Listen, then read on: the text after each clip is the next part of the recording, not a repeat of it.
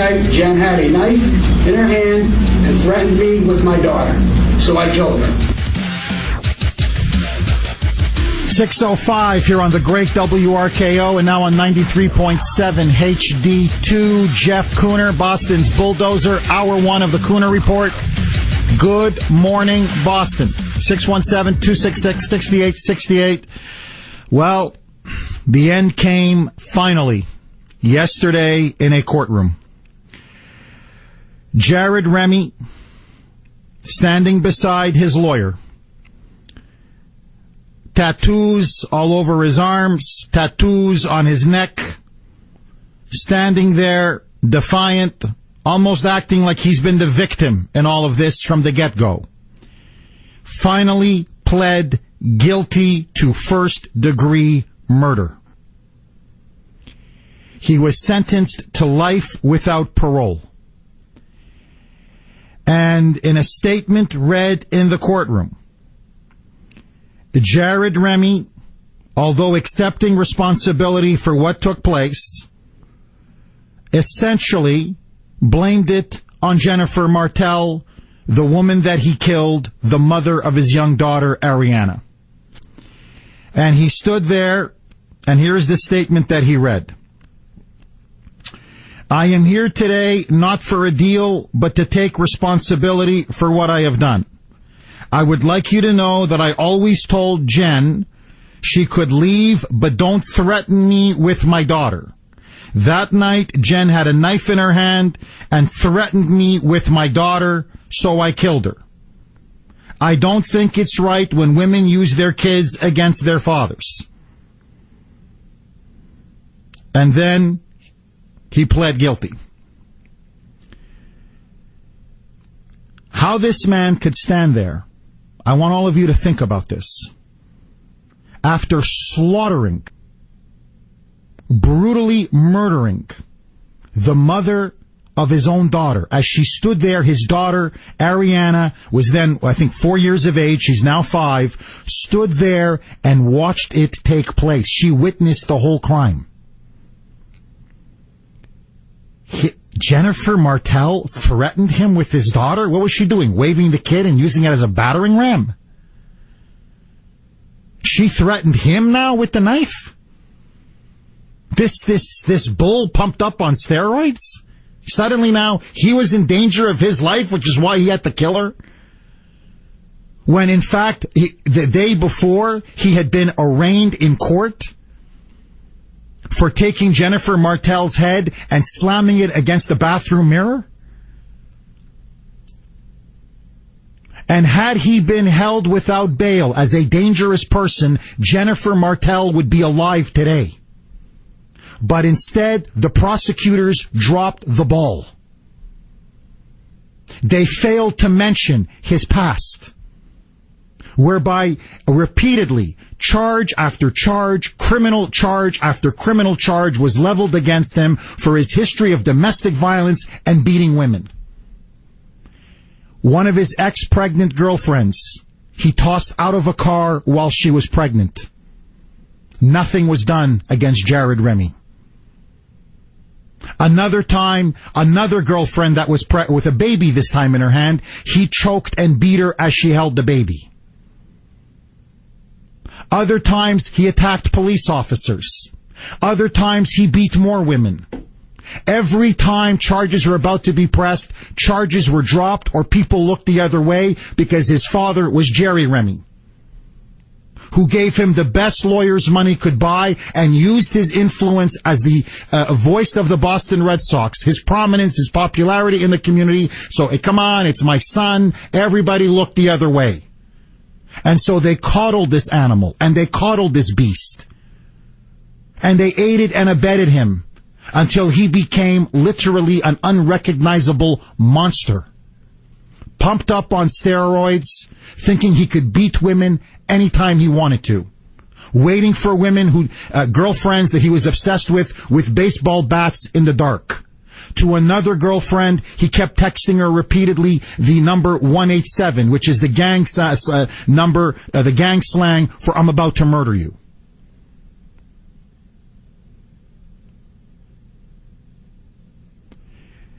My friends, let me tell you exactly what happened that night. Because this needs to be said.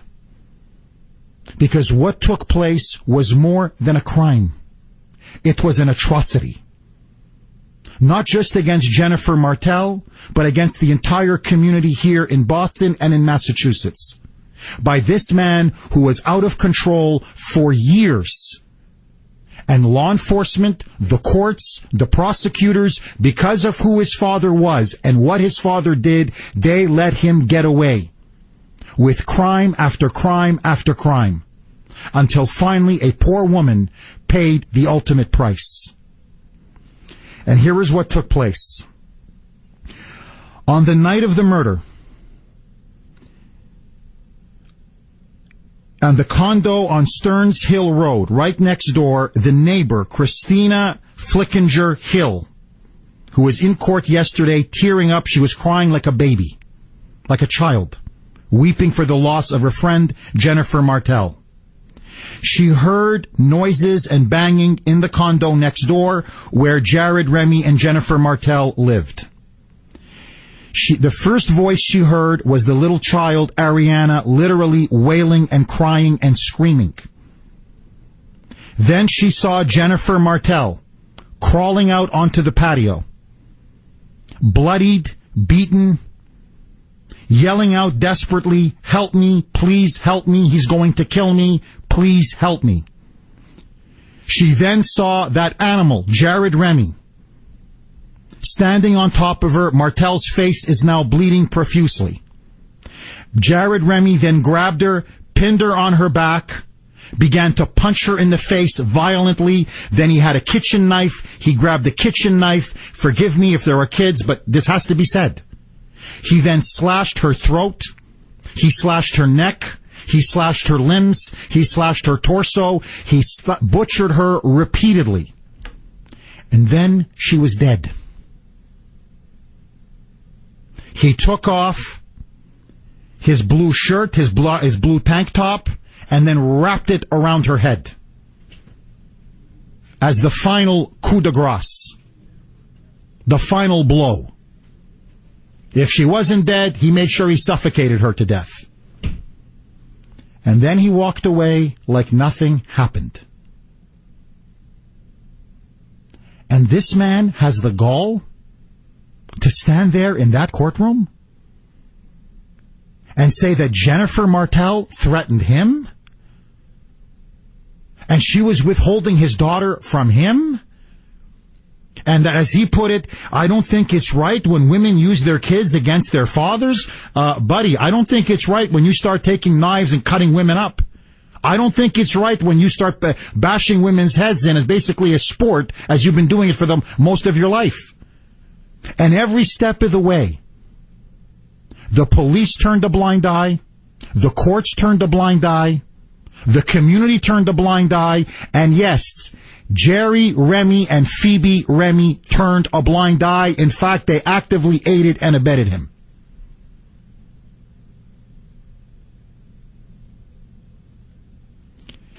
Can you imagine being the parents of the Martels?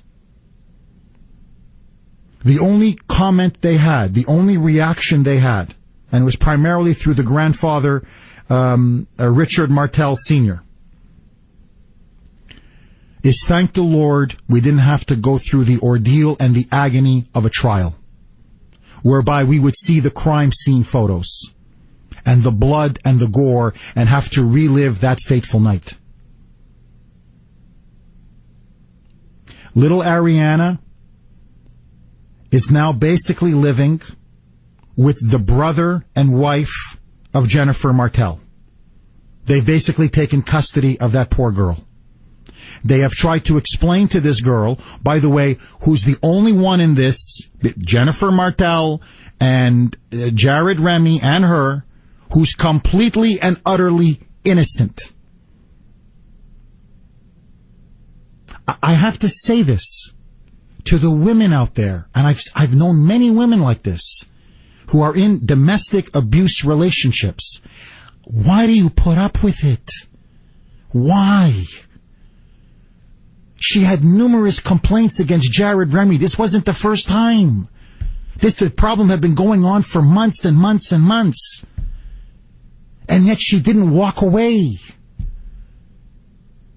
Look, I'm going to be honest with you. I look at the pictures. I see this animal with his tattoos, with his stupid tattoo around his neck, up his arms, everywhere, with his tough guy routine. The guy looks like a bull. And I look at her. She's not an ugly woman. She's a very attractive woman. She seems like a very nice woman.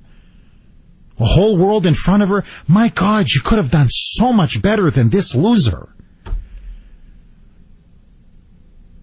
Why didn't you just walk away for the sake of your own daughter, for God's sakes, if not for yourself? You deserve better. Apparently, Jared Remy had a history of very controlling behavior, not just with Jennifer Martel, but with other girlfriends, very abusive. He was insanely jealous. Yesterday, the prosecutor came out as well with and there was also an independent review that said essentially Jared Remy his fixation on Jennifer Martel was that almost of an obsession. And it was like that with his previous other girlfriends. Clearly, this guy was not completely right in the head. The elevator did not go to the top. He had serious insecurity issues. And the man was a woman. He was just a woman abuser. He's just a guy who likes to go around beating women. He was a domineering, chauvinistic animal who got away with it because nobody wanted to confront him and hold him accountable. And in the end, Jennifer Martel was the one that had to pay the ultimate price. But there's another victim, and that's the daughter. Now, Brian Martel and his wife Andrea are starting to tell Ariana slowly, because she's 5, she's asking questions. Where's my daddy? Why is my daddy going to prison? Where's my mommy? What happened to my mommy? This is going to haunt this poor little girl for the rest of her life. Where's the justice for Jennifer Martel? Where's the justice for Ariana? Where's the justice for the grieving parents who are never going to see their wonderful, beautiful daughter, Jennifer, again? Life without parole? I know Massachusetts doesn't have the death penalty, but if this case doesn't scream out for the death penalty, why we should bring it back and reinstitute it, then, my friend, nothing will. This guy's going to sit there with 3 hot meals a day, watching cable television, pumping iron, play on the internet, subscribe to God knows what kinds of Sports Illustrated magazines. They probably even get Playboy and Penthouse in there. And he's going to stand there and essentially live in a semi-hotel, sitting on his rear end, doing nothing, eating, working out, and watching television for the rest of his life, while the parents will be shattered, their lives changed forever. Ariana's life shattered forever. Jennifer Martel gone. What took place yesterday, to me, shows the failure of the justice system again in Massachusetts. They failed the other girlfriends of Jared Remy for years. They failed Jennifer Martel the day before the killing by not keeping this animal without bail in prison, listing him as a dangerous person who should not be released on bail. And they did it again, because we do not have the death penalty in this state. And so my question to you is this, my friends. Double-barreled question. What is your reaction to Jared Remy's plea of guilty yesterday, of first-degree murder? What do you make of his plea? And number 2, is life without parole a just punishment, or, like me, is it time for Massachusetts to bring back the death penalty Should Jared Remy get the electric chair?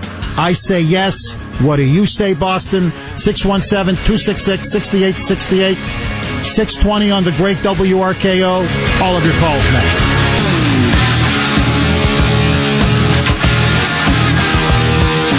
I would like to say, blame me for this, not my family. Your Honor, I am here today not for a deal, but to take responsibility for what I have done. I would like you to know that I always told Jen she could leave, but do not threaten me with my daughter. That night, Jen had a knife in her hand and threatened me with my daughter, so I killed her. Wow, tough guy. Tough guy was scared with Jennifer Martell, allegedly, I don't believe him, he's lying, that she had a knife in her hand. Ooh, you couldn't have just, I don't know, taken the knife out of her hand, tough guy Jared? No, you had to beat her through a wall, beat her senseless, and then slash her throat and her head repeatedly. The guy's a loser. Seriously, this guy is a loser on so many levels, it's not even funny. The guy doesn't even know how to plead decently and be a man, at least take it. And at least say, look, I killed her, I'm an animal, and do what you want with me. 617-266-6868. Do you think life without parole is enough of a punishment? And if Jennifer Martell was your daughter, would you be satisfied with life without parole? Or like me, would you be clamoring and demanding for the death penalty? I want to hear from you, Boston. 617-266-6868. Donna, you're up first. Thanks for holding. You're on WRKO, and welcome. Hi, Jeff. I just want to say that he deserves the death penalty. Bring him to paint an American flag on him, bring him to Iraq, and just let them take care of him. But I just mostly want to speak on behalf of the women that don't leave, and just wanted to answer your question quickly. I myself was an abused woman, put in the hospital 9 months pregnant, and was unable to get any help. It's very hard when you have somebody with power like that has connections, especially with police, and you're living in their surrounding area, in their town. I called the police. I had an active restraining order, which happens to be just a piece of paper. They never came. The district attorney was supposed to show up to investigate my case, never showed up, because my ex had so much power. It's a very dangerous time when it comes to the point where you're trying to leave these kind of men. So as far as why do we stay, and believe me when I tell you I'm pretty gorgeous myself, never could I leave because it was the most dangerous time of my life. So this girl was trapped, and I'm sure he threatened to hurt her family if she ever left him, and I'm sure she knew how serious he was about this matter. So as far as why we don't leave, that's why we don't leave. It becomes a more difficult, dangerous situation, especially when the police in that community and the district attorney don't even show up when you have an active restraining order. So these are the reasons. But yes, he deserves death penalty. Bring him to Iraq. Donna, let me ask you this: Did you finally leave your abusive husband? Yes, I did. Oh dear God, I woke in. I'll tell you how. A song by, I can't even remember the name of the singer, but a song came out, that song that says, I Believe I Can Fly. And one day I woke up and said, you know what? I'm already dead inside. He's killed me. And by the way, I had 6 children. I'm dead inside. He's already killed me. I'm numb. And at this point, I don't really care if he kills me. So I'm leaving. And I walked away, took my children, found a little bit of a further distance to go, which sometimes isn't always able to be done. I removed myself, bottom line, from his community, his contacts, his people, and I ultimately ended up getting a job in law enforcement, which made me feel like if he ever came after me at that point, it would be a huge risk on his behalf. And you know, that man never even approached me one more time. And I'm free, and I moved on, and life is amazing. But those are the reasons, Jeff, that you really need to think about why we don't leave. Those are the reasons. Donna, I got to ask you this, though. Donna, and I want to congratulate you. Good for you. You rock, girl. You really do. Thank you. I got to ask you this, though. Yep. I mean, the abuse didn't just start overnight, right? He must have hit you once or slapped you or something, and then it usually escalates, correct? Verbal abuse first. The first year was ultimately, he's so amazing. You know, he was GQ model in my eyes, you know, young, in love, beautiful. The first year, just verbal, you know, this kind of stuff began. And then shortly thereafter, a little bit of stabbing with forks here and there, pinching, giving me bruises, yes. of course it escalates, but sometimes it just escalates so quickly from just an abusive word, an abusive statement, and they take that integrity away from you. You start believing them. I weighed about 100 pounds after my 6th kid, and he told me every day I was fat. I believed him finally. I believed him to the point where I wouldn't even eat. I didn't have an eating disorder per se, but it got to my mind because he was my everything, if you will. He was the father of my kids. He had so much power in that community. Police were not reacting. Active restraining order is just a piece of paper. I have to emphasize that so many more times. You're stuck. I'll kill your family. I'll hurt the children. I'll take the kids away. You're nothing. You're a loser. You don't have money. I have money. This kind of stuff. So this poor baby, she had not a shot, not a chance. Donna, when he first touched you, the first time he laid a finger on you, why didn't you just leave then? Because I had his children. I know that sounds silly, but I did not have a lot of money at all. I did not want a failed relationship. I had his children, and I felt like, well, maybe this is a one-time isolated incident, and that's the first thing that goes through your mind. Bingo. Not to mention I was young, very young. So, yes, and I would not reach out to my family. I was petrified if I did reach out to my family that just to involve them in general, that maybe an uncle would come and would be a confrontation, and petrified. Donna, do me a favor. Yeah. Do me a favor. Yeah. Please, for you, for all the women out there, that is the red line. That's the Rubicon. Whenever a man lays a finger on you, just a finger on you, you're gone. Children, Absolutely. no children, income, no income, because it's going to get only worse from there. Your life and that of your children is infinitely more important than that loser of a man. Absolutely. And like I said, I was 9 months pregnant. The police showed up to the hospital.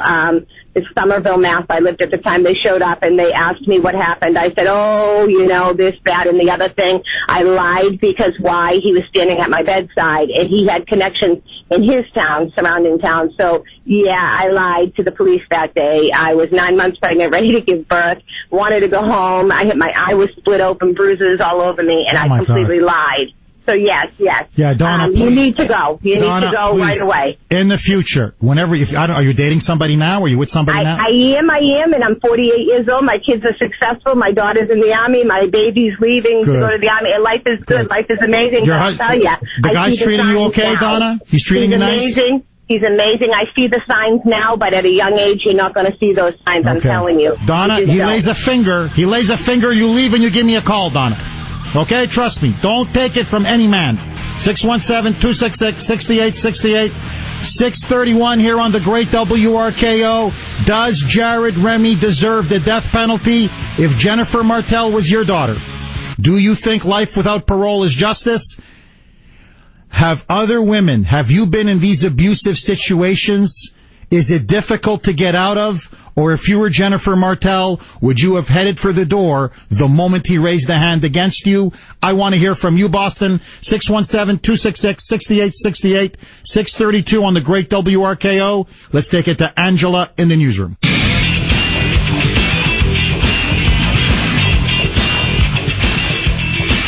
Welcome back to the Kuhner Report, 638 here on the great WRKO, 617-266-6868. Before I get to the blazing phone lines, to me, there's been a lot of talk about Jerry Remy, Phoebe Remy, the parents of Jared Remy. Look, I think there's no getting around it.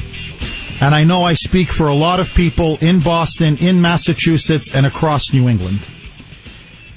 There is no question that I believe Jerry Remy is partly responsible for what his son did. Of course, the ultimate culprit is Jared Remy.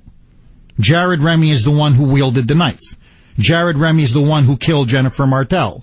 Jared Remy is the one that abused all of these women going back really since he was a teenager. But this notion, and I'm seeing it now among many of the sports commentators in this city, whether it be on talk radio or in the newspapers, the jock sniffers are circling the wagons around Jerry Remy. You wouldn't believe it. You would almost think the way they're behaving and the way Jerry Remy and Phoebe Remy are behaving in some ways, like somehow they're the victim. Like Jerry Remy is somehow the victim. And what I find ridiculous is you have all of these sports jock sniffers, all of these sports talking heads. Oh, who am I from an ivory tower to be criticizing the Remys? Jerry's done so much, and well, you would do the same thing for your son, wouldn't you? And how dare we criticize Jerry Remy? And what are you people talking about? First of all, point number one. And let me ask all of you this. If this was your son, and every 3 weeks you're going off to his apartment or his house, and you see whatever girlfriend he's got, whatever girlfriend he's impregnated, and you see her black and blue with blue eyes, shattered noses, shattered faces, smashed teeth, he keeps smashing her head against the mirror, against the wall, and you're going to keep protecting this man? Month after month, year after year? Or is there at one point you're going to say, hey, son, look, I don't want you to go to prison. Maybe one time, let's get some counseling or whatever. Maybe even twice. But Junior, buddy, you got a problem. And daddy's not going to keep bailing you out. And here is the second point. And it's the mother of all points. And nobody in this city has the guts to say it. Nobody. So I'm going to say it. When Jerry Remy coddled and protected Jared Remy throughout his entire life, with the lawyers, using influence with the judges, with the prosecutors, with the police, with law enforcement, he wasn't doing it for his son. The way all these jock sniffers are claiming, oh, but he loves his boy. Wouldn't you do the same thing for your boy? No, I wouldn't, but let that go. He did it for himself. Because he was Mr. Boston Red Sox. He was the one with the lucrative career. He was the voice behind the Red Sox. He had the career at Nesson. He had the restaurants. And so what was his goal? Was it to protect his son? No. It was to keep his son's name out of the papers. Not to embarrass Jerry and Phoebe Remy.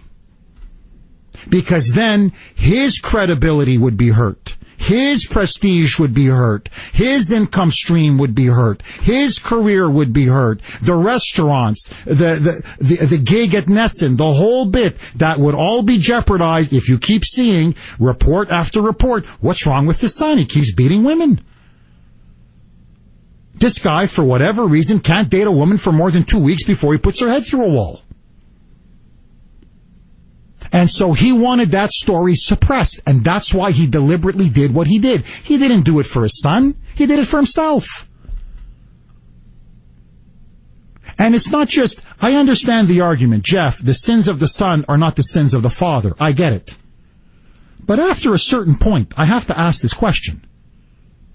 If you have 5, 6, 7 children, the law of averages is, yes, one is going to be a bad apple. Every child has free will. Children make mistakes. You raise them right, but they make bad decisions. So normally in a family of 4, 5, 6, 7, look, I have one in my family. One of my cousins. He's just, the guy's a gangster. Borderline gangster. Nobody wants the guy. Nobody can stand the guy. He's the black sheep of the family. It happens. But all of your children, every single one of his kids has landed in trouble with the law. Every single one of his kids has been, had run-ins and committed crimes and broken the law repeatedly. Buddy, there's a problem. I understand maybe one of your kids, maybe 2 of your kids, but all of your kids. And then that he still gets partial custody over Ariana? If Jerry Remy had an ounce of integrity, had an ounce of decency, he would step down. And he would step down because he enabled, he coddled, he aided and abetted this monster that was his son going back not years but decades. He turned a blind eye after crime, after crime, after crime. And now you want to stand there and portray to still be the man of the community? when you have a house of horrors? Not for Jeff Kuhner. And there's a final deeper point I want to say to all of you, to the parents out there, because you need to be aware of this. When you keep protecting and coddling your child, when they behave horribly, you're not doing them any favors. You're not. In fact, you're only making the situation worse. If your child is shoplifting, you know what happens if you keep protecting them and getting them out of trouble? They're going to get into even worse crime. If your child is, whatever, starting to engage in petty violence, it's going to escalate. And before you know it, someone's going to end up dead, or he's going to end up dead, or she's going to end up dead. You're not doing them any favors. That's why what they deserve is tough love. Let them face the consequences of their actions. If Jared Remy was sent to prison years ago, when he first began to hit women, he may have straightened out. I'll tell you this, Jennifer Martel would be alive today. And deep down, Jerry and Phoebe Remy know it. 617-266-6868 is the number. Let me ask another question. Do you believe that it's now time for Jerry Remy to step down as the voice of the Boston Red Sox? Do you believe he is partially to blame for the actions of Jared Remy? Jimmy, you're up next. Thanks for holding. You're on WRKO, and welcome. Good morning, Jeff. Sorry I missed the rally there. My doggy was critically ill and took my savings to save him, but it was well worth it. Oh, that's okay. Jimmy, is your dog okay? He is now, thankfully, but my sister and her husband went, my other sister. But, we're long overdue for the death penalty, and you know as well as I that the Commonwealth, probably makes Louisiana pale, and there is no press, there is no journalism. I stopped by and I always wanted my coffee, cigarette, and newspaper. I stopped by in the Herald when they refused to do stories on Menino, like when they openly retaliated after the FBI by Eric Holder abandoned, the investigation of his administration. And this state is so corrupt. Like the woman says, restraining orders aren't worth the paper. They're worth the paper and innocent people. They get abused so much. And a lot of people have been anti-Dukan. That's why they never wanted that. The Fed should have had that trial. These weren't all criminals. And if you got connections, you can literally get away with murder. Even things with publicity. Like here in Quincy, this guy with a lot of money, this young girl disappeared. Accidental death. His kid shot a off-duty Milton firefighter, road rage. It was 357 Magnum. Amazing he survived. Didn't do a day in jail. It's incredible. Incredible. When I was in South Boston, this handicapped kid, these friends of these people I know, they're concerned about this in their 60s, what's going to become of them. He got beat up by 5 men. They broke into the house and roughed up the girl, the custodian. They should have been charged with home invasion. This poor guy doesn't even know what day it is. They put him through the mill for 2 years, put him in jail. It's so disgusting, and people have no place to turn to. It's unbelievable. Oh, I know. And thank you for that call, Jimmy. Look, there's so much corruption in this state. Honestly, but look, I want all of you to think about this, okay? The day before Jennifer Martel was brutally slashed and butchered, they were in court. He had smashed her head against a bathroom mirror, and there was a witness that he smashed her head against a bathroom mirror. Look at the background. Look at how many times he's had to run-ins with the law. And the prosecutor never said this guy's a dangerous man, he should be held without bail. The prosecutor did nothing, and the question is obvious, the point is obvious. Do you honestly think that if he was not the son of Jerry Remy, they would not have held him without bail? But there's this slick lawyer. There's Jerry and Phoebe bailing out little Jared once again. Oh, he put another woman's head through the bathroom mirror. That's just Jared being Jared. Send in the $3,000 an hour lawyer. Judge looks, you're that Jared Remy. Prosecutor says, you're that Jared Remy. Jared, go on home, no problem. Next day, Jennifer Martel is dead. Steve, that's the system in Massachusetts. That's what needs to change. Steve, you're up next. Thanks for holding. Welcome. Yeah, good morning, Jeff. How you doing? Good. How are you, Steve? Good, thanks. I think a real question is, how far did this apple fall from the tree? I mean, you don't just, become that kind of person without having, seen it or, I have a feeling that Jerry Remy, and I love him being the color guy and all that, but I don't think he's anything like the public persona that he's put on for all these years. He's probably a little closer to Jared than people would like to believe, because it's really as much his fault as Jared, because this kid should have been disciplined when he was a young teenager, when he first started getting in trouble, and all they've done is coddled and just ignored the problem. And the bottom line is it's a parent's job to recognize bad behavior at a young age and to redirect that attention to more positive and more successful influences.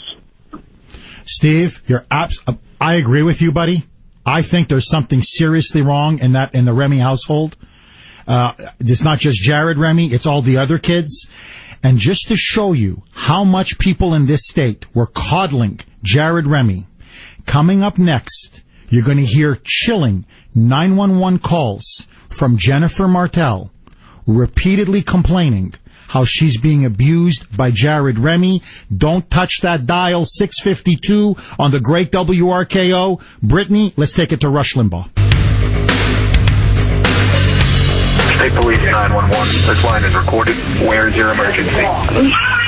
I just have a domestic abuse, domestic violence. What's your address, ma'am? We live at 1203 and I'm at 1202 Stearns Road in Waltham. Okay, and 12 it's the address. Okay. So where you are? Yeah, talk to me. Yeah, hello? All right. 617-266-6868 is the number. 658 on the great WRKO. Some of these chilling calls that are now coming out of Jennifer Martell having problems, domestic abuse with Jared Remy. That was the animal, by the way, who ripped the phone out of her hands. And this is Jennifer Martell explaining to the 911 operator what had happened. Roll it, Brittany. This is Jen. I'm the one who actually called the cops. He took the phone away from me. He took me and slammed my face against the mirror. She's a very violent person who's on a lot of medication who might need some serious help because he is very angry and has a very bad temper, and he has a history of hitting people and domestic abuse. He's getting to the point where he just can't control his temper anymore. Leave. I know it's not easy. Leave. Did you hear? He smashed my face against the window. He smashed my face against the mirror. This guy had a thing for smashing women's faces against the mirror. For God's sakes, leave. The guy's a loser. I know you have a child. I know it's difficult. Leave. Don't tell me the parents didn't know. Don't tell me the prosecutors didn't know. Don't tell me the judges didn't know. They all knew. And nobody did anything. It's disgusting. Why? Because he owns a few loud... By the way, the food, I swear to you, at Remy's, from what I've heard, is horrible. Not much to rave about. Let me just put it this way. So he's got a couple of dinky restaurants, which, by the way, I'm never going to go to again. I hope that place goes bankrupt. So what? Because this guy has a couple to protect his lousy restaurants and his gig on Nesson? So he doesn't want this stuff in the papers? So it's suppress, cover up, suppress, cover up. Well, now the chickens have come home to roost, as Reverend Jeremiah Wright would put it. Everything Jerry Remy tried to suppress and prevent from coming out to protect his career now has come out and then some. Comrade John, how you are, comrade? Oh, all things considered, Jeff Thunderbar. Listen, here's the thing. Forget about the police. Forget about this. Forget about that.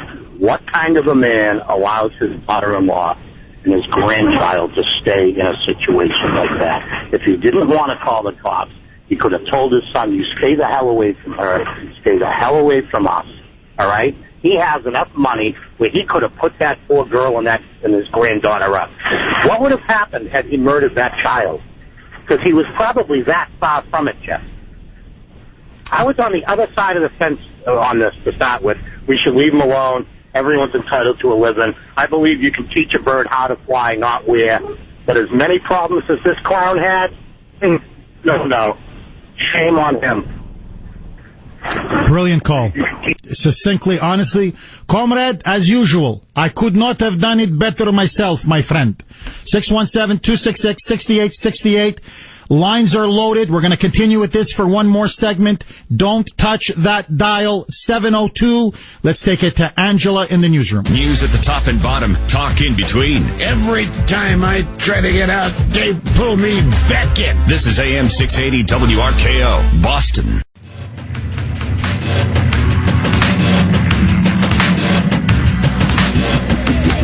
This is Jen. I'm the one who has to call the cops. He took the phone away from me. He took me and slammed my face against the mirror. She's a very violent person who's on a lot of medication who might need some serious help because he is very angry and has a very bad temper and he has a history of hitting people and domestic abuse. He's getting to the point where he just can't control his temper anymore.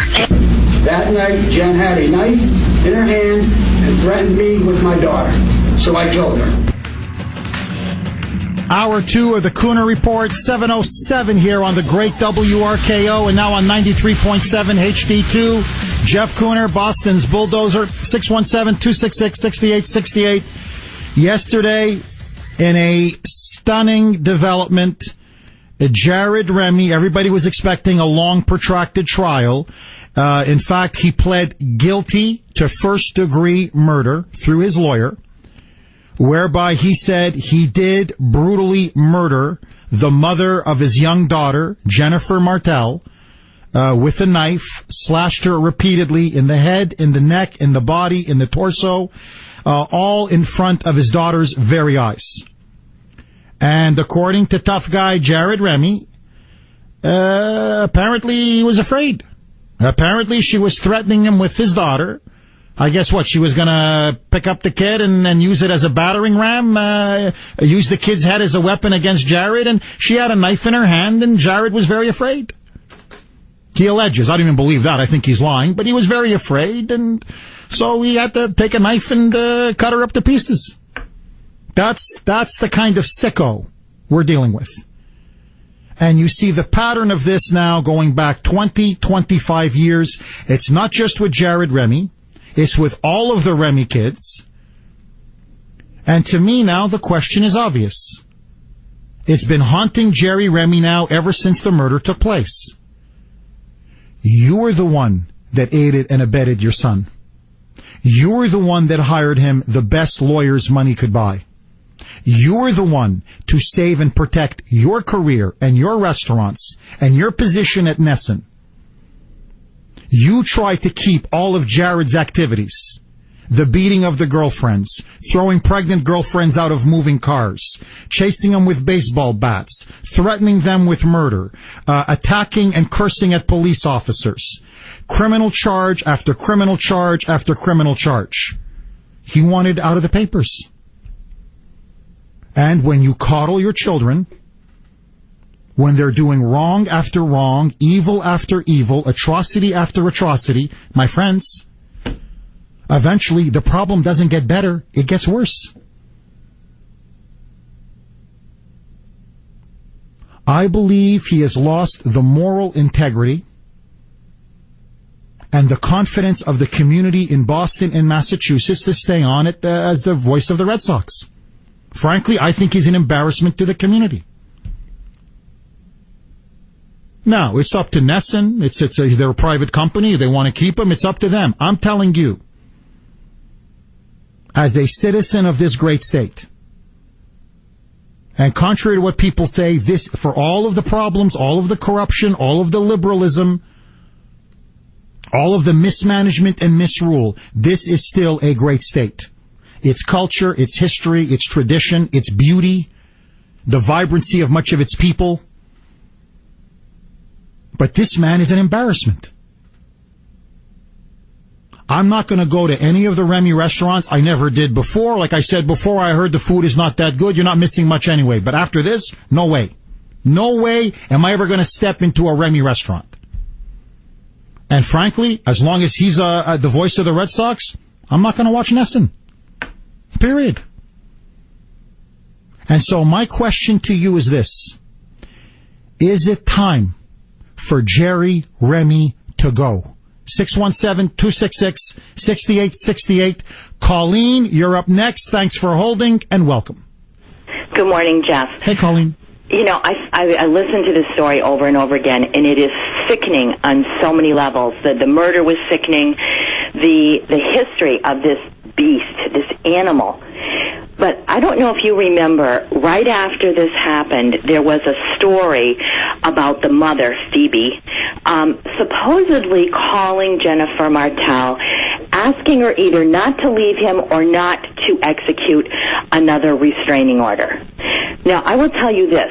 I have a son, and if my son even did one of those events, you would be pulling my husband and me off of him. They aided, abetted, encouraged, and for that lawyer to stand outside that courtroom and say the kid went off the rails. The kid didn't go off the rails. He went off Mount Everest. And you know what? Those parents put themselves in it by constantly defending him. It is way beyond time for him to go. He is a disgrace. His wife is a disgrace. And if I were the Martells, I would be fighting to keep my precious grandchild anywhere near the dysfunctional Remys. I could have said it better myself. Amen, Colleen. Amen. Thank you for that call. 617-266-6868. My poor Jared. He's such a good boy, Jennifer. He's just misunderstood. You don't understand. Don't leave him. Don't file another restraining order. Jerry says that's bad publicity. You have to think about Jerry's career now. Come on, Jerry's a very important person. He's the voice of the Red Sox, for God's sakes. No, Jennifer, no. When he takes your head and he smashes it through a mirror, that's Jared's way of saying I love you. He's always been like that ever since a young boy. That's how he shows affection. He's always beaten up all of his girlfriends. That means he loves you. Let me just give you a very quick story. I love my wife to death. As you know that. We're high school sweethearts. I met her when I was 16. She was 15. My Grace is my rock. She's my shield. She's my fortress. She's my everything. Okay? I honestly, I put her on a pedestal. I thank the Lord for her every day. There was one time where I don't know what my problem was. I'll be honest with you. I mean, even when we have a disagreement or whatever, I rarely raise my voice. You know, if we're upset, we hardly ever fight, to be honest with you. But when we do, I'm quiet. And I go to what I call my pleasure palace, which is my study. And I go down for a couple of hours. I read or whatever. I cool off. Usually then I go see Grace, or Grace comes and sees me, and we sort of talk it over and it's done. However, I did raise my voice. Never, my God, raise a finger. That wouldn't even enter my mind. But I did raise my voice at her once. I lost my cool. And I don't know what my problem was. We had just moved into a new place in Maryland, suburban Maryland. Okay, I was working at the Washington Times, and I was making better money then. I'd gotten a nice promotion. Really, the first time I was making some, a middle class income. And Grace was a professor at Virginia Commonwealth University. So she was making an income, I was making an income, and so we treated ourselves. We always had secondhand cars. This was the first time we bought a new car. It was a white Grand Am. We loved it. Literally, it was fresh off the parking lot. And so we took it we moved into a townhome, and we took it took it with us to our townhome. And whatever, the move was stressful. Make a long story short, Grace was just being absent-minded for a couple days. Stuff wasn't put in boxes that shouldn't have been put in. No big deal, but frankly, I found it a little bit annoying, but nothing to write home about. For whatever reason, she parked the car at night and she left the sunroof open accidentally. It was an accident. And what happened that night? It rained and it poured. So as I got up the next morning to get more stuff out of the trunk of the white Grand Am, I noticed, oh my God, the sunroof is open. Oh my God, there's water all inside the car. The car's practically flooded on the inside. And so I got really mad. And so I came back into the house, and I rarely do this. I just started to yell. What the hell were you thinking? Can't you see? You left the sunroof on. What the hell is wrong with you? You've been absent-minded the last couple of days. I think the car's been damaged, blah, blah, blah, blah. It went on for like 2 or 3 minutes.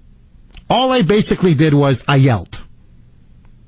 Grace's mom was there. She's like, Jeff, I've never seen you like this. Jeff, calm down. Jeff, take it easy. Jeff. And I looked at my wife, and I could tell she was hurt, and she was a bit humiliated because I raised my voice at her. And honestly, just when I saw her face, it broke my heart. And I said to myself, what the hell is wrong with me? It's just a stupid car. Who cares? Okay, we'll get it fixed. It's not the end of the world. Calm down. What's your problem? And so, everything was fine. And then I remember I told my dad on the phone. I said, my dad said, how was the move, etc. I said, well, we had the car, sunroof was open, Grace left it open, the car flooded. He said, oh, that's nothing. I go, yeah, I feel bad. I raised my voice. I yelled at Grace for about a couple minutes. What? You raised your voice at Grace? My dad loves Grace. He said this, you raised your voice at my daughter-in-law? I'm like, well, Dad, I'm sorry. I already apologized to Grace. I'm sorry. Don't you ever do that again, son. Grace is the best. Grace is your wife. Grace has your back at all times. Who cares? You're going to raise your voice over a stupid car? Dad, I'm sorry. Look, Dad, Dad, I'm sorry. I swear to you, 5 minutes later, ding, ding, ding, ding, it's my mother. I'll give you her accent. She had an Eastern European accent. Jeffrey, why you yell at Grace? Why? Grace very good to you, and you yell at her like that? You should apologize right now. Grace is too good for you, okay? Grace is too good for you. I'm ashamed of you. Never yell at Grace again. Ma, I'm sorry. Look, Ma, I'm sorry. Okay, I wasn't sleeping. I was under pressure a couple days. I'm sorry. I apologize.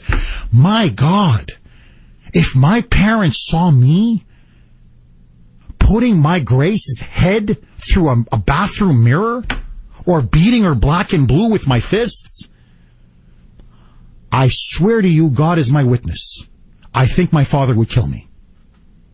I think my father would he'd physically attack me, whatever. But to get me a $3,000 an hour lawyer? And to do this for over 25 years? You're a sick man. Jerry, Remy, I'm going to tell you to your face. You're a sick man. 617-266-6868. Doug, you're up next on the Great WRKO, and welcome. How you doing, Jeff? I'm good. How are you, Doug? Good. I know you got 2 kids, and they're little, and you probably haven't, you're just getting started in your life. But I have 3 older kids, and when they screw up, I have to tell you, and you'll be there one day, you'll do everything in your power to help them. And you will make mistakes. You will overhelp. But you won't be able, but you will make mistakes. I'm sure he regrets not taking a different path. I'm sure at this point he for sure does. But I think he's being way too hard on him because he didn't do that out of malicious intent. That truly to save his child. And he screwed up. And I'm a very conservative guy, but we've gone through some tough stuff as well. He screwed up, and I bet you if you got him in a private room at a bar or something like that, he'd tell you he screwed up, and you got to give him a pass. Well, Doug, let me ask you this: you make a very good argument. I don't disagree with you. I mean, people make mistakes, or and kids make mistakes. I get that. But why should we give him a pass? I mean, if he admits that he made a mistake, why not just step down?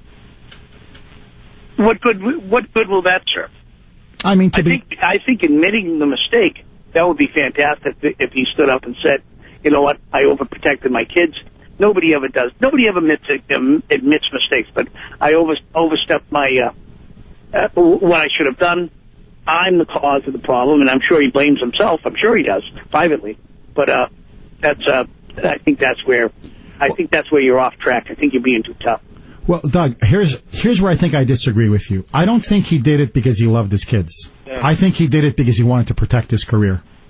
I think he did it because he wanted these stories of Jared Remy and his other kids kept out of the papers because it would be embarrassing and damaging to his credibility and his prestige in the community. Because I think after a certain point, Doug, I hear what you're saying. You love your kids, you'll do whatever you want to protect your kids.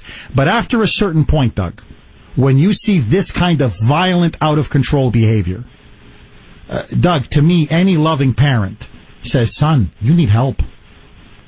Son, I mean, Doug, think about it. You let your kid... I'm not talking, look, people get into arguments. It happens once in a while. People get heated, people shove, people push, especially when, let's say, an infidelity takes place. I understand that. People throw things. I get that. But we're not talking about once or twice. We're talking about now over 25 years. This guy has been beating woman after woman after woman. I mean, throwing them out of pregnant women out of moving cars, hitting girlfriends with their babies in their hands, smashing them with baseball bats. After a while, Doug, your son's an animal. Yeah, but you don't know to what extent he was involved in, let's say, that it was a cover-up. It wasn't a cover-up. I think he probably I really do think he probably blames himself more than anybody else, and I think he screwed up. And that's what I have to believe, because he's a normal guy. He screwed up, and you should give the guy a pass. You know what? Everybody makes mistakes. This was a very bad mistake, but and we all can look at it, and us guys can all look at it and say, okay, well, there's something that I wouldn't do. There's a line I would cross. Hopefully. But you could be blinded by it. You could be blinded by it because it's your kid. You could be blind, and that happens to all of us. You just have to face it as you face it. Hopefully, it'll never happen to you. But if it does, I mean, you might change your mind, your perspective a little bit, just because it is. You do get just like we said when you were raising your voice, and you completely change your perspective. You have a great support staff behind you, and maybe he doesn't. Okay. All right. Thank you for that call, Doug. Thank you. Look, we can agree to disagree. To me, parents need to exercise tough love. That, to me, is what a parent is. And you don't enable a monster like this, because what happens is the monster gets worse and worse and worse, and then in the end, people die.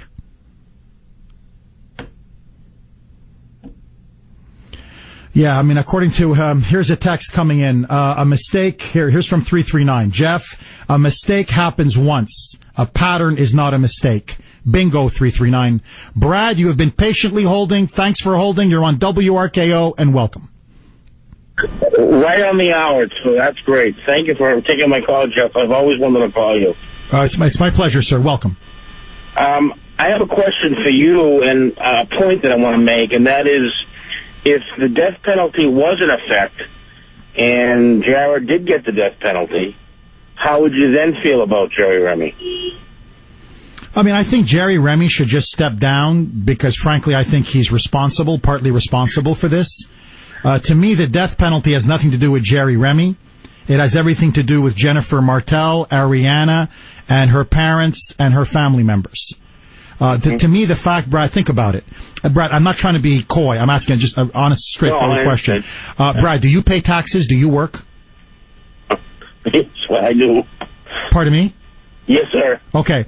Your taxes are going to go to feed this guy for the rest of his life. Oh, I understand that. Your taxes are going to go to clothe him, to give him cable television, literally to pay for his workout equipment. So, is it just that you and I should pay for this guy to stuff himself 3 times a day? I believe he should get the death penalty. But I believe that your emotions and feelings are the way they are to be hard on the parents because there's no death penalty. Yeah, honestly, Brad, my feelings are, I'm just talking as a parent now. To me, when you have this kind of a pattern, I mean, I'm reading horror story after horror story after horror story. Well, that's the other thing, too. We're reading this information. We're not living it with the parents. We don't know all the ins and outs. We're getting it from the press, and I have to tell you, I don't have any support for this guy.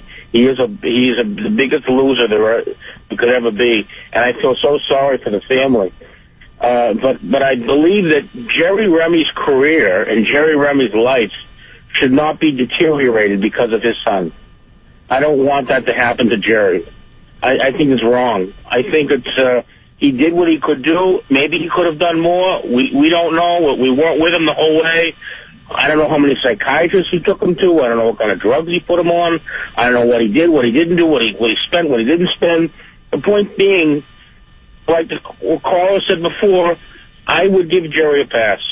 I would give him a pass. I would say that he should apologize if he can, or should come out with some statement. But I don't want this to boil over to him and his life, because he shouldn't live in misery. He should live his life. He's living in misery as it is, and to take his career away, and yes, his restaurants do stink. I've been in them too, but to take that away from him, I think that chemistry he has with that other gentleman on the Red Sox NESN channel is priceless. And to me, it's a way for him to deal with his emotions and stress. And I think if you remove that component from his life, the man's going to crack up. I mean, Brad, I'll be honest with you. I mean, look, you're a Red Sox fan and you're entitled to your opinion, obviously. To me, I don't watch the Sox because of Jerry Remy. I honestly think, now I'm making an opinion as a sports fan, I think the guy's washed up. Like, personally, I don't think he adds very much, number one. But number two, Brad, I'll be honest with you, he's not the victim. He's the one that paid for the lawyers. He's the one, he and Phoebe kept encouraging Jennifer Martell and others to stay with this animal. He's the one that allowed the prosecutors, in fact, encouraged the prosecutors, encouraged the judges, encouraged law enforcement to not put his son in prison time and time and time again. So when you coddle this guy and you coddle this monster and you protect this monster and you know he's beating the hell out of all these women, and then people are saying, well, poor Jerry, poor Jerry. No, not poor Jerry. Jerry was interested in Jerry. Jerry never cared about Jared. Jerry cared about Jerry because Jerry didn't want all of this going into the media. Well, now it's everywhere. And if Jerry was any kind of a man, Jerry stepped down. You know why? Because this is partly your fault. There's no question about it. Your point that you're making, though, is that the laws are soft. The laws are soft around this type of an issue in Massachusetts, and I think your emotions are playing into that, and you're bringing that into the parental. Brad, the laws are not soft. The laws are soft for those that are famous or well connected. If that was Brad, let me tell you this: if that was your son, I'm not accusing you, I'm just saying, or my son, who had beaten Jennifer Martell and smashed her head against a bathroom mirror with his history of beating women. Okay, let's just say this is my Ashton, or this was your son. That kid would have been, your son or my son would have been held as a dangerous person without bail. He never would have gone home to be able to murder Jennifer Martell. You know why they let him loose? The prosecutor, who they won't give us the name, those cowards? Because he's Jerry Remy's son. And who gave him the lawyer? Jerry Remy. Who was there supporting him? Jerry Remy. Who was the one whispering in people's ear, it's my son, let him go? Jerry and Phoebe Remy. So after a while, you use your fame to help your son, to shield your son, to coddle your son, to protect your son. Now suddenly you're playing Mr. Innocent? No. Jerry, you have some of Jennifer Martell's blood on your hands. Do the honorable thing and step down. 617-266-6868. More with your calls next.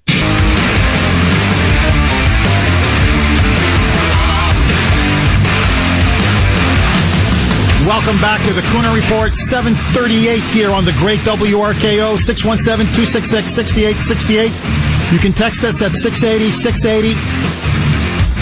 Should Jerry Remy step down and be fired in the wake of his son, Jared Remy, pleading guilty to first-degree murder? I want to hear from you, Boston. Lines are jammed. A lot of text pouring in. This is from 508. Jeff, the word you left out was enable. The Remys enabled Jared to kill Jennifer Martell. Bingo, 508. This is from 508. Jeff, similar point. The Remys were enablers, bailing the kids out on these, bailing out the kids repeatedly over and over again. This is from 617. Call for a boycott of Fenway Park until Jerry Remy is fired. Other people are texting in saying that the Remy apologists are even worse than the OJ apologists. This is from 857. Last caller was right, Jeff. You are turning people off. Stop. After 18 years of age, the father is not his son's keeper. Yes, 857. The father is not the son's keeper after 18 years of age. Except, who do you think paid to bail out Jared Remy every time? Jared Remy. Who do you think paid for his lawyers every time he was accused of beating up women? Jerry Remy. Where do you think Jared Remy got all the money for his drugs and his steroids? He wasn't making money on his own. It was from mommy and daddy. So who paid for his drug habit? Jerry Remy. Who paid for one lawyer after another? Jerry Remy. Who used his influence to get the prosecutors and judges to always look the other way? Jerry Remy. So suddenly now I'm turning off the people of Boston because I'm holding the father accountable for his actions, aiding and abetting and enabling his son. And I'm not talking about, he's stealing Tootsies from a 7-Eleven. Or whatever. My Jared seems to want to take steroids and it's slightly illegal, but he's got this thing with pumping up his body. This guy was smashing women's heads through the walls for years. He was throwing pregnant women out of cars. He beat women black and blue as they held their baby. He was cursing and assaulting police officers.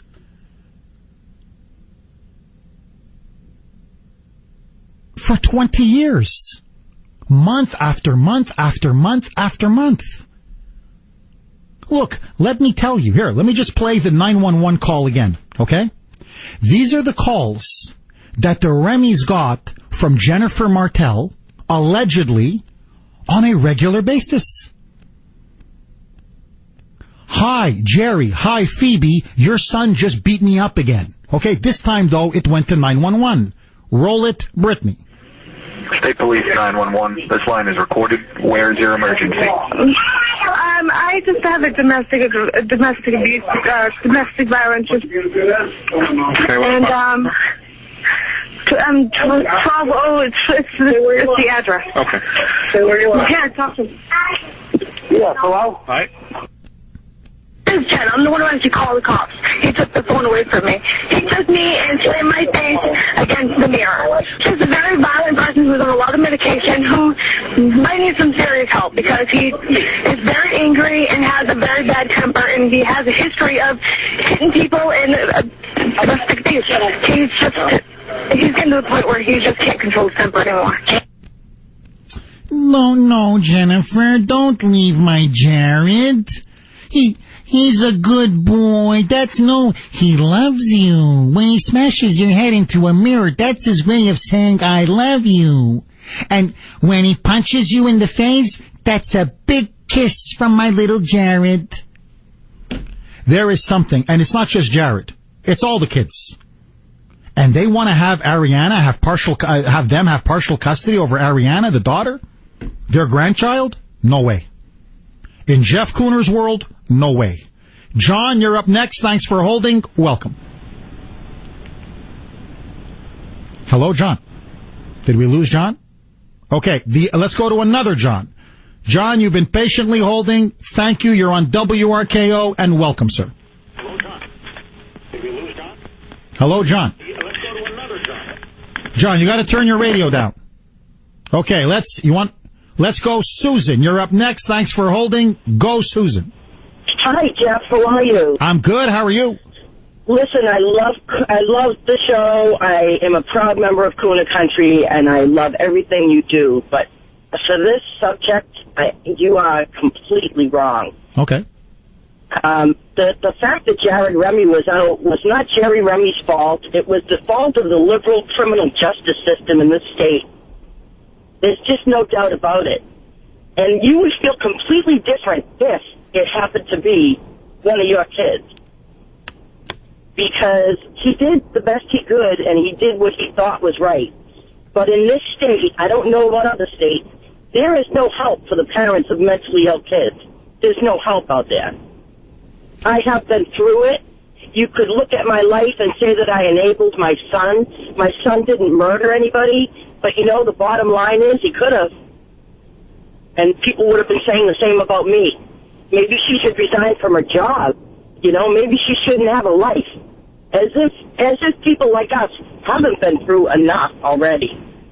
Well, Susan, let me ask you a couple questions. What makes you think that Jared Remy was mentally ill? I don't think he was mentally ill. I think he was a drug addict who was on steroids, who basically was a spoiled brat who got away with everything his entire life because his father cleaned up his mess. You see, I don't think it's what you're thinking. It's not you saying, well, I have a son who's got mental illness and he's struggling. Oh, I'm sorry. Okay, Susan, go ahead, shoot. I don't think that someone who could do that to another person could not be mentally ill. And even if not mentally ill, Jeff, enough problems that the state would take over and do something to help this family. Because this family was coping with it on its own. Just like the rest of the families in Massachusetts who have to deal with this kind of thing day in and day out for years. And then one day, the police get involved, the courts get involved, they take your kid and they put him somewhere safe, and they do their job. But sometimes it takes a long time before that happens. Well, Jerry Remy, just like everybody else, deserves to have his career. He maybe wasn't the greatest parent. None of us are. I mean, we do the best we can. But I really believe that the guy is living with enough on his plate that people shouldn't, pile on and then put their boots on his throat. I feel a lot of sympathy for this guy. His son is a monster, granted, but it could be my son, it could be your son. Susan, I can just tell you this, and I'm speaking now from personal experience. I have a first cousin who is stealing cars. He basically got another woman. He was married, had an affair. Basically, is a bigamist. Impregnated another woman, had multiple children with another woman. We've disowned him. I've said it before. He's a crook. He's having multiple children out of wedlock. He's not taking care of his kids. Never mind beating women's heads in. Never mind, taking a baseball bat and cracking their head open on a regular basis. I'm done with him. I've disowned him. And so what I'm saying is there are certain things that if my son did, Susan, I'll be honest with you, son, don't come home. Don't call daddy to pay for your lawyers. Don't call daddy to talk to the prosecutor so that you don't get charged. Maybe it's time you go to jail and clean up your act, son. It would take a lot more for you to disown your son than it would to judge Remy on what he did with his son. Oh, Susan, I'll tell you this. Susan, I guarantee you this. If my Ashton ever laid a hand on his wife or his girlfriend, maybe the first time I'd take him to counseling and therapy, but after the second or third time, I'd say, son, here's the door. I didn't raise you like this. You're an animal. I'm Susan, I'm sorry. We have to have tough love. And the problem with too many parents today is they're indulging their kids. Now, look, you have a mentally ill child. That's something completely different. But my understanding is Jared Remy was not mentally ill, nor were none of the other kids of Jerry Remy. All of them have run-ins with the law. All of them have had serious issues. All of them have committed broken the law and committed one crime after another. So clearly there's something going on there. And for this guy, you see, Susan, my point is this. It's not just that he happens to be the father. It's that he was there every step of the way.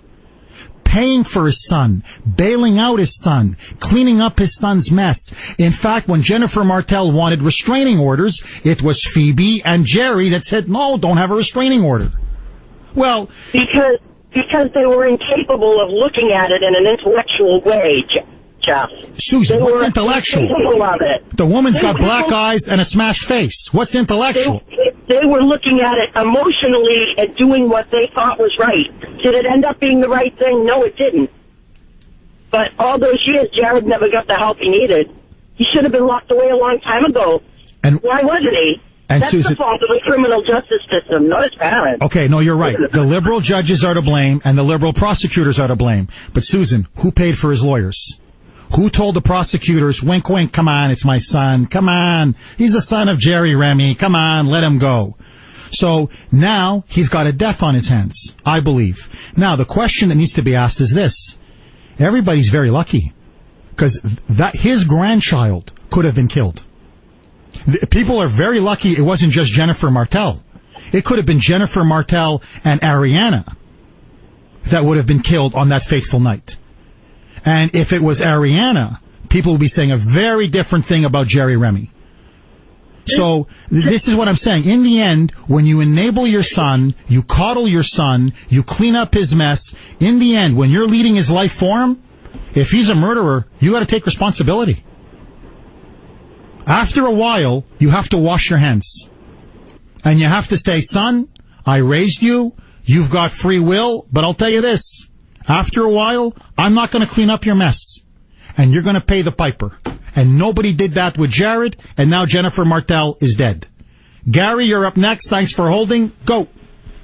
Bad morning, Boston Ron, Jeffrey. Oh, thank you, Gary. Go ahead. Shoot.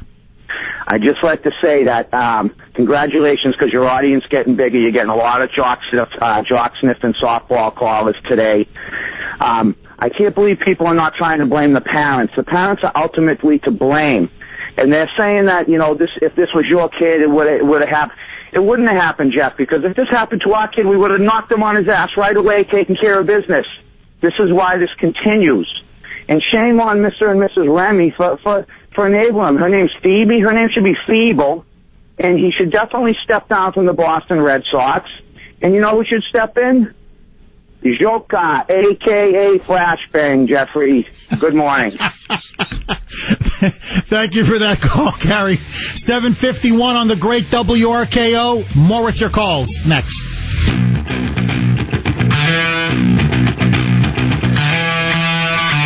Welcome back to the Kuhner Report. 7:58 here on the great WRKO. This is from 603. This caller, meaning I think the last caller, just said the prosecutors were to blame, Jeff. Jerry Remy was the reason they didn't prosecute Jared Remy. Jerry is definitely to blame. My kids would have been in jail.